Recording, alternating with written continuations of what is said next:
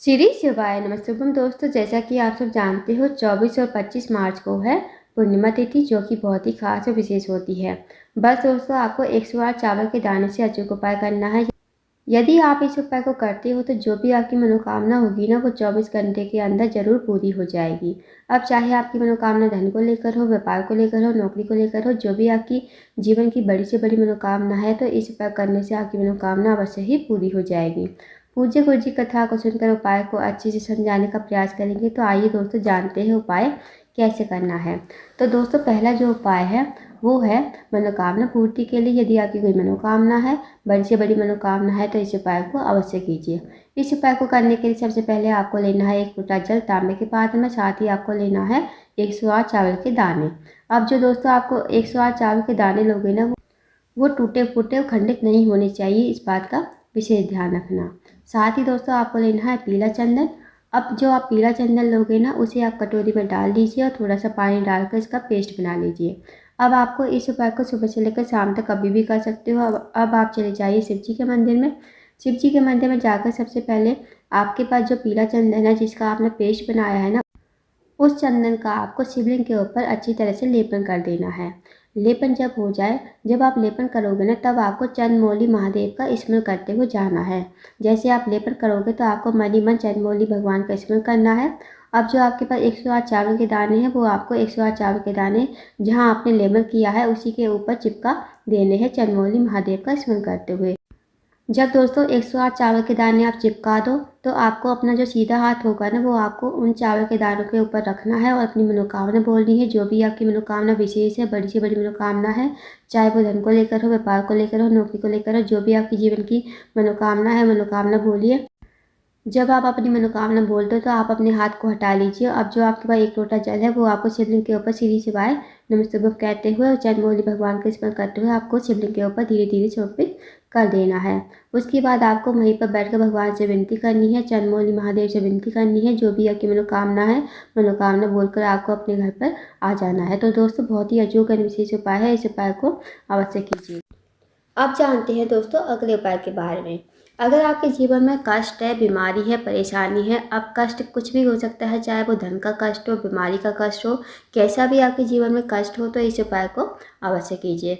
इस उपाय को करने के लिए सबसे पहले आपको लेना है 1 तांबे के पात्र में 1 लोटा जल, साथ ही आपको लेना है 1 चावल का दाना।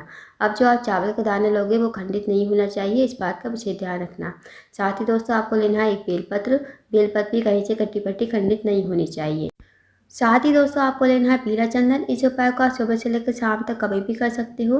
अब दोस्तों आपके पास जो बेलपत्र है ना, बेलपत्र की जो बड़ी वाली पत्ती होती है, उस पत्ती पर आपको जो पीला चंदन है आपके पास, उससे लेपन कर देना है। अच्छी तरह आप पीला चंदन लगा दीजिए बेलपत्र की बड़ी वाली पत्ती पर।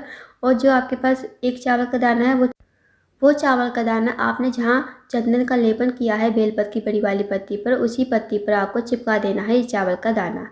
जब आप चावल के दाने को उस पत्ती पर रखोगे तो आपको चंद्रेश्वर महादेव का नाम लेते हुए इस चावल के दाने को उस बेलपत्र की बड़ी वाली पत्ती पर रखना है। अब आपको चले जाना है शिव जी के मंदिर में। शिव जी के मंदिर में जाकर सबसे पहले आपको उत्तर की तरफ मुंह करके खड़ा होना है और आपको 1 लोटा जल श्री शिवाय नमस्तुभ्यं कहते हुए समर्पित कर देना है।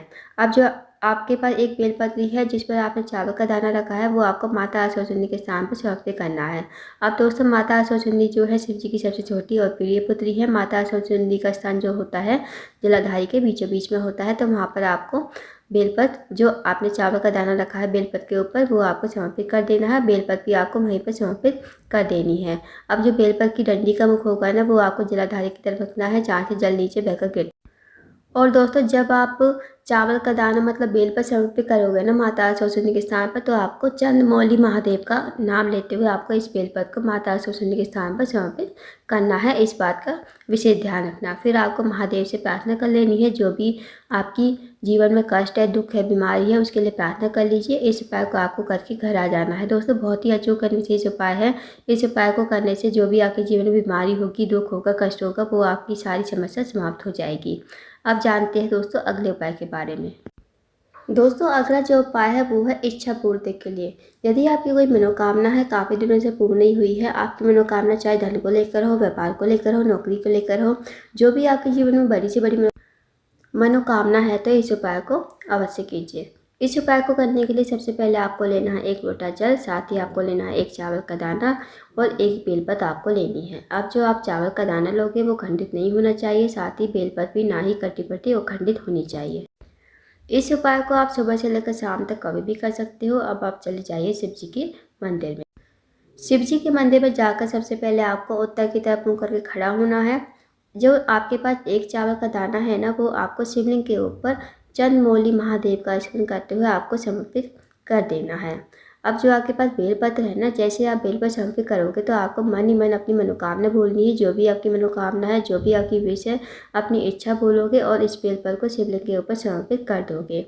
अब जो आपके पास 1 लोटा जल है, वो आपको श्री शिवाय नमस्तुभ्यम कहते हुए शिवलिंग के ऊपर धीरे धीरे बेलपत्र के ऊपर समर्पित कर देना है। उसके बाद आपको महादेव से प्रार्थना करनी है, विनती करनी है। जो भी आपकी विशेष मनोकामना है, चाहे वो धन को लेकर हो, व्यापार को लेकर हो, नौकरी को लेकर हो, जो भी आपकी जीवन की बड़ी से बड़ी मनोकामना है, मनोकामना कहिए और इस उपाय को करके आपको अपने घर पर आ जाना है। यकीन मानिए दोस्तों, यदि आप इस उपाय कर लेते हो ना, तो आपकी जो भी विश होगी, जो भी इच्छा होगी, वो 24 घंटे के अंदर जरूर पूरी हो जाएगी। तो इस उपाय को अवश्य कीजिएगा। अब जानते हैं अगले उपाय के बारे में। दोस्तों, अगला जो उपाय है, अगर आपके जीवन में धन की कमी है, पैसों की तंगी है या आर्थिक तंगी से बहुत ज़्यादा परेशान हो, आपके घर पैसा तो आता है पर पता नहीं चलता है कहाँ चला जाता है, आपसे माता लक्ष्मी रूठी हुई है, माता लक्ष्मी का आपके घर में वास नहीं है, तो इस उपाय को अवश्य कीजिए। इस उपाय को करने के लिए सबसे पहले आपको लेना है 1 लोटा जल, साथ ही आपको लेना है 1 कमल कट्टा और 1 समी का पत्ता आपको लेना है। अब आप इस उपाय को सुबह से लेकर शाम तक कभी भी कर सकते हो। अब आप चले जाइए शिव जी के मंदिर में। शिव जी के मंदिर में जाकर जो आपके पास 1 कमल कट्टा है ना, वो आपको लोटे के जल में ही डाल देना है। अब जो आपके पास समी का पत्ता है, वो आपको लोटे का जल है ना जो आपके पास, वो उससे आपको बस स्पर्श करवाना है। लोटे के जल में डालना नहीं है, बस आपको लोटे के जल से स्पर्श करवाना है।